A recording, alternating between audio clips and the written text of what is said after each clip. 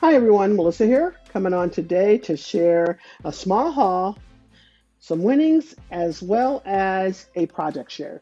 The small haul is this. I found this at Burlington Coke Factory, and I just love the look of it. It had a little bit of a wood texture to it. It's made by American Crafts. I had never seen this before, not in this color, not at all. And so I really like that. I said, well, I think I'll use this as my backdrop. I craft on top of my Tim Holtz glass mat. So I'm thinking I just won't even use this. This will just be my backdrop now. But I really like that. All right, and then on Catherine Crafty Corners channel, I won in their YouTube hop. So let me show you the card that was sent to me, and it is gorgeous. I'm sorry. Let me see if I can tone down that look. I don't know if you can see it. Got such a glare, but sorry about that. But it is so pretty. And then in the inside, she says, "Thank you for supporting the artists and creators from the Craft Collabs Facebook group. Please enjoy this sweet paper pad from our sponsor, Not Too Shabby Shop. Thank you, Nancy May." And I'm not for sure what that says down there, but all right. But anyways, beautiful card. Thank you so much. And let me show you this paper. Oops, before I show you the paper, I did get this little sticker in there. I think she always sends stickers. Looks like it's a little out of focus there. All right. I think she always sends stickers though with her with whatever you get. And then here goes the information to Not Too Shabby, but I think everybody knows who she is. All right, and let me show you this paper. I already got it out of the pack because I don't want to blind you. Uh-oh. I don't know what it is. I'm almost wondering if this mat is giving that kind of glare. I don't know because I usually don't have this problem with it glaring so bad. But anyways, there goes that. And I want to tell you that this paper has like a little smooth, very smooth texture, and it has like a little bit of a shine to it as well. But you have the really tiny dots as well as the bigger dots, and then that's on every piece of paper except for this one, I think. One of them has a different color to the background. Oh, I think it's this next pink one. But most of them are just the same except for this one. And then that's on the back side. And then here goes all of those beautiful colors.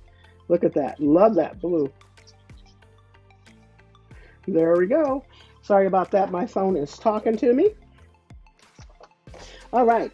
And then next up, I am going to show you what I used to create my card. So I had one of my customers ask if I could make some graduation cards.